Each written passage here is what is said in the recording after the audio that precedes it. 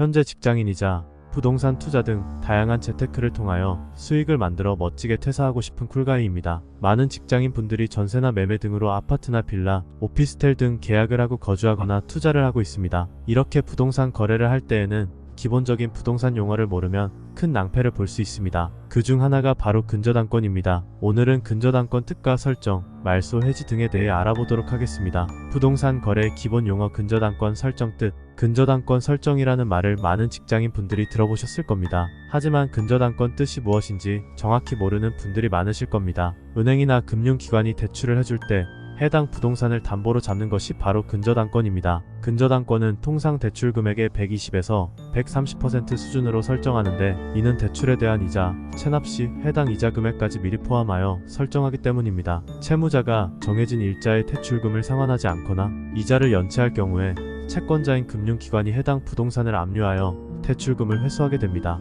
그렇다면 왜 근저당권 설정이 중요할까요? 그 이유는 근저당권이 부동산 거래에서 결정적인 역할을 하기 때문입니다. 만약에 전세로 들어가거나 매매하려는 부동산의 근저당권이 설정되어 있다면 이것이 거래에 어떤 영향을 미칠지 미리 파악해야 예상치 못한 심각한 피해를 예방할 수 있습니다. 예를 들어서 근저당권이 설정된 부동산에 전세로 계약하거나 매매하는 경우 기존 소유자가 전세금이나 매매 대금을 받아 근저당을 말소해 주어야 나중에 해당 부동산이 압류당하는 등의 피해를 막을 수 있습니다. 부동산 거래 전 확인해야 하는 서류. 먼저 등기사항 전부 증명서를 확인해야 합니다. 이 서류는 부동산의 소유자 및 대출 또는 압류 등의 권리관계를 나타내는 문서로 부동산 거래의 가장 기본이 되는 서류입니다. 등기사항 전부 증명서를 확인했으면 이제는 건축물 대장과 토지 대장 등을 확인해야 합니다. 이 서류는 부동산의 구조와 면적 및 용도 등의 정보를 담고 있는데, 실제 건물이나 토지의 현황과 일치하는지 이 서류를 통해 확인할 수 있습니다. 근저당권 설정의 과정과 절차. 부동산의 소유자 등이 금융기관에 대출을 신청합니다. 이때 대출 금액과 상환 조건 등을 협의하게 됩니다. 이후 대출 심사를 거쳐서 승인이 되면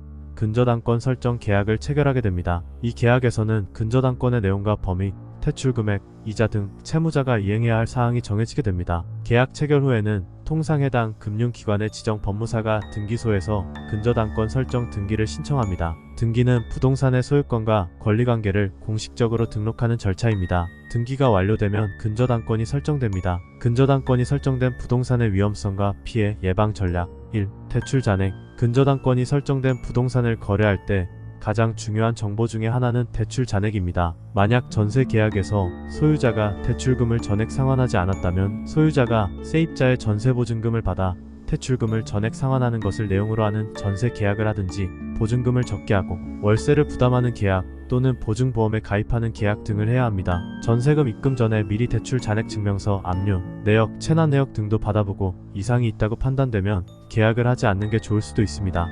담보가치 하락. 부동산 시장의 변동에 따라 담보가치가 하락할 수도 있습니다. 이로 인해 대출금 상환에 어려움이 생길 수도 있고, 최악의 경우에는 부동산이 압류될 수도 있습니다. 제 개인적으로는 웬만하면 전세 계약은 하지 않는 게 좋다고 생각합니다. 많은 분들이 월세 내는 것을 부담스러워하여 전세 계약을 하는데, 리스크 면에서 전세와 월세는 큰 차이가 있습니다. 세입자 입장에서 전세는 매우 큰 리스크를 안고 계약을 하게 되는 것입니다. 요새 금리도 높은 편이기 때문에 굳이 큰 전세금을 집주인에게 내가면서 전세 계약을 할 필요가 없을 것으로 보입니다. 최근 부동산 가치의 하락으로 전세 사기 관련 뉴스가 계속 터져나오고 있는데 조심해야 하겠습니다. 3. 사기. 소유자, 매도인이 의도적으로 세입자, 매수자를 속이고 전세 계약을 하거나 매도를 할 수 있습니다. 사실 우리가 등기사항 전부 증명서를 확인하게 되면 근저당권이나 압류 등 관련 내용은 검토할 수 있습니다. 사회초년생 분들은 이런 것에 대해 잘 모르는 경우가 많으니 주변의 도움을 받아 꼭 관련 서류들을 확인하고 계약을 해야 하겠습니다. 근저당권 해지 방법과 주의점. 근저당권 해지는 통상 대출금 및 이자, 상환이 완료된 후에 이루어집니다. 그러나 대출에는 다양한 계약이 있으므로 일부 예외가 있을 수도 있습니다. 해당 대출 기관과 협의하여 정확한 절차를 확인하는 것이 중요합니다. 근저당권 해지는 통상 대출 기관에서 제공하는 온라인 또는 오프라인 양식을 작성하여 신청합니다. 근저당권 해지는 신청 후 등기사항, 전부 증명서상, 말소로 반영되기까지 상당 기간이 필요할 수 있어 소유자로서 전세나 매도 계획이 있다면 해당 기간을 미리 고려해야 합니다. 세입자나 매수자 입장에서는 등기사항, 전부증명서상 해당 근저당권이 말소되기 전까지는 그에 대한 책임이 전가될 수도 있으니 유의해야 합니다. 근저당권이 무엇인지도 모르고 전세 계약한 경험담. 저도 근저당에 대해 정확한 뜻을 알게 된 지가 얼마 되지 않은 것 같습니다. 결혼 후 독립해서 처음에는 오피스텔에서 전세로 살았었는데 그저 큰 문제 없을 것이라는 공인중개사의 말을 믿고 계약을 했었습니다. 근저당이니 뭐니 신경도 쓰지 않고 그저 전세금이 싼지 교통편이 좋고 집이 좋은지 등만 검토하였고 등기사항 전부 증명서를 제대로 검토하지 않고 대충 계약을 했었는데 지금 전세 사기 뉴스들을 보면